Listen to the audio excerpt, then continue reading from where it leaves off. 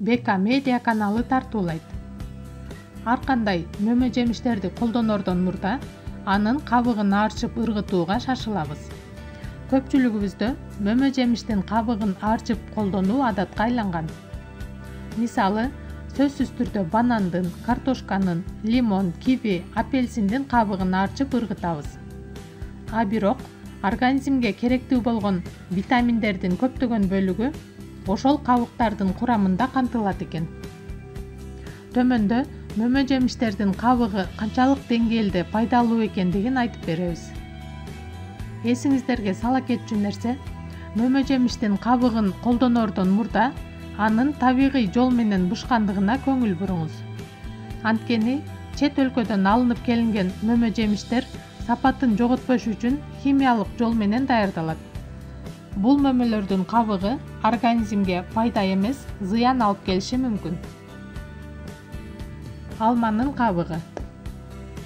Түсү кандай гана болбосун, бардык алмалардын кабыгы рактын алдын аларын окумуштуулар изилдешкен.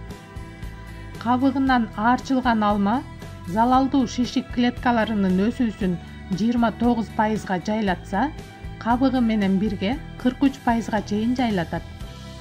Алманын кабыгы кан тамырларды тазалап, организмдеги кандын агымын жакшыртат.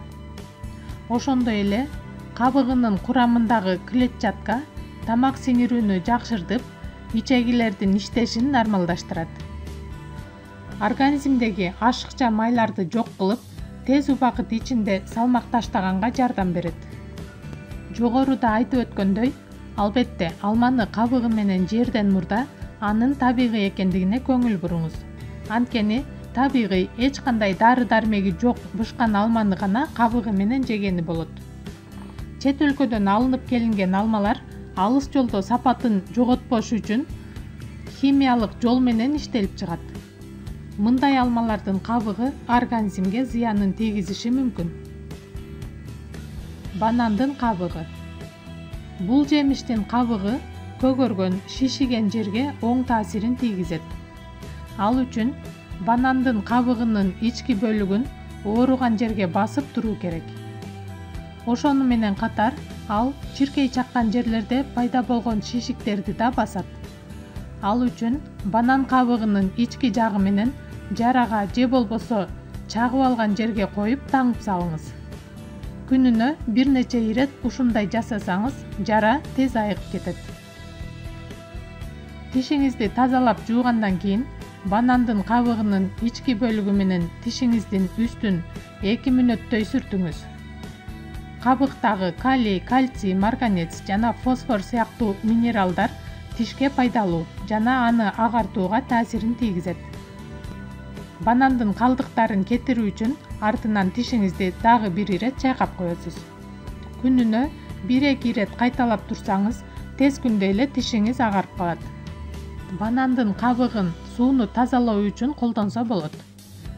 Банан кабыгы биздин организмге пайдасы жок жез менен коргошунду өзүнө эффективдүү сиңирип алат. Бул өз кезегинде мыкты табигый фильтр. Аны кадимки эле идиштеги сууга салып, бир канча убакыт кармап турасыз. Кивинин кабыгы. Кивинин ички бөлүгүнө караганда кабыгында антиоксиданттар 3 эсе көп. Кивинин кабыгы стафилококк сыяктуу микробторду, ичеги таякчаларын өлтүрөт. Ашказандагы зыяндуу бактериялар менен мыкты күрөшөт. Бул жемиштин кабыгынын дагы бир пайдасы, ал организмден зыяндуу химиялык кошулмаларды айдап чыгат.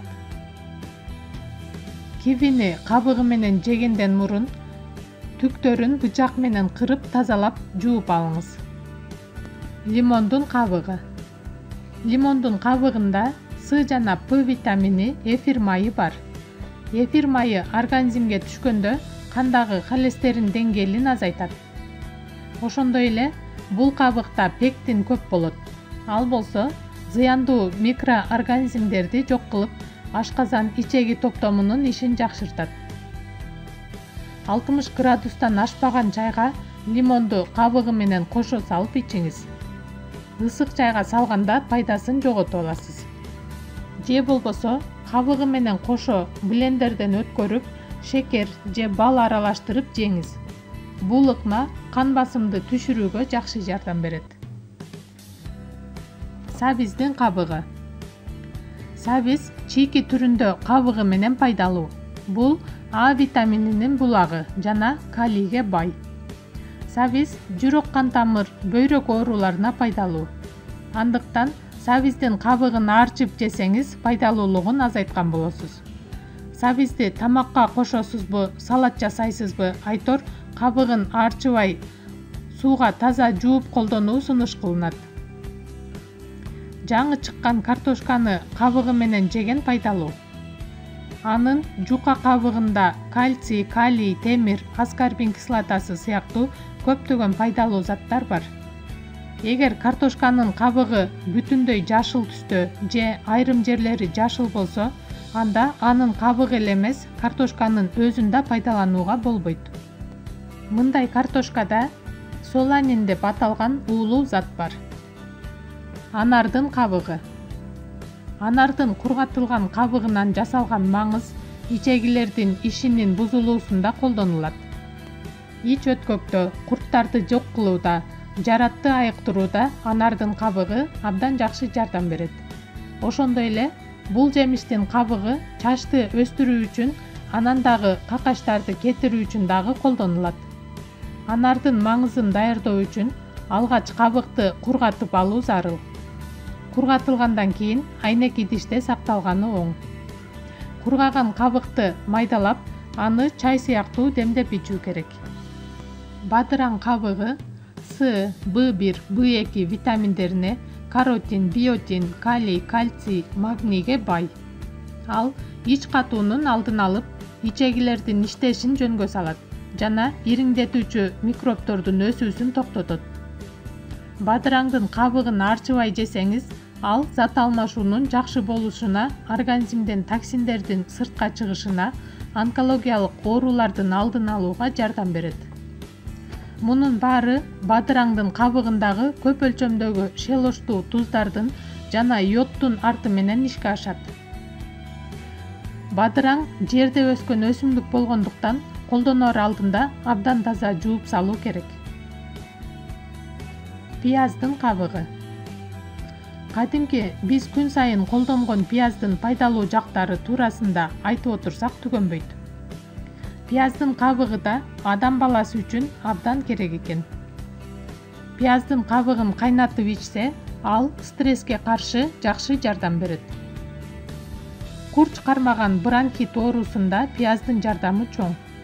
1 стакан пияз кабыгына кайнак суу куюп, 15 мүнөткө тыныктырат. Андан кийин марлиден сыгып алат.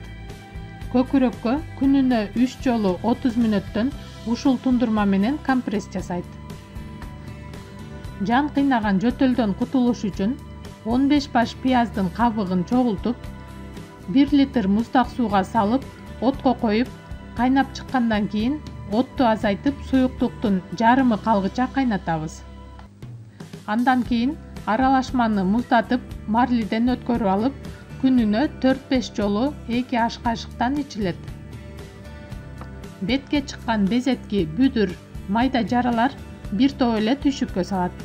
Булардан кутулуу үчүн пияз кабыгын майдалап, аны вазелин же майлуу бет майга кошуп аралаштырат. Мындай масса жара чыккан жерге күнүнө 2 жолу коюлат. Даяр болгон масса муздак жерде сакталууга тийиш. Пияз кабыгы чачты өстүрүп, ага жылтылдаган түс берет. Ал үчүн пияз кабыгын металл эмес идишке салып, кайнак суу куят. Капкагын жаап 12 саатка тундуруп коет. Муну менен башты жуугандан кийин чачты чайкап турса, 2-3 жумадан кийин жыйынтыгы билинет. Бул аралашманын жыты жок, андыктан жагымсыз жыттанам деп коркпой эле коюңуз. Пияз кабыгынын тундурмасы үй өсүмдүктөрүн зыянкеч заттардан коргоо үчүн да пайдаланылат. Аны даярдоо үчүн 1 литрлик банкага пияз кабыгын толтуруп, ага кайнак суу кошуп 24 саат тундурат. Муну марлиден өткөрүп алган соң үй өсүмдүктөрүн дарылайт. Гүлдөрдүн жалбырактарын бул тундурма менен жакшылап жууп, 1 суткадан кийин кайрадан гүлдү таза суу менен жууп коюш керек. Пияз кабыгынын тундурмасын жалбырагы саргайып бараткан помидор, бадыранга чачып койсо да болот. Көңүл бурганыңыз үчүн чоң рахмат.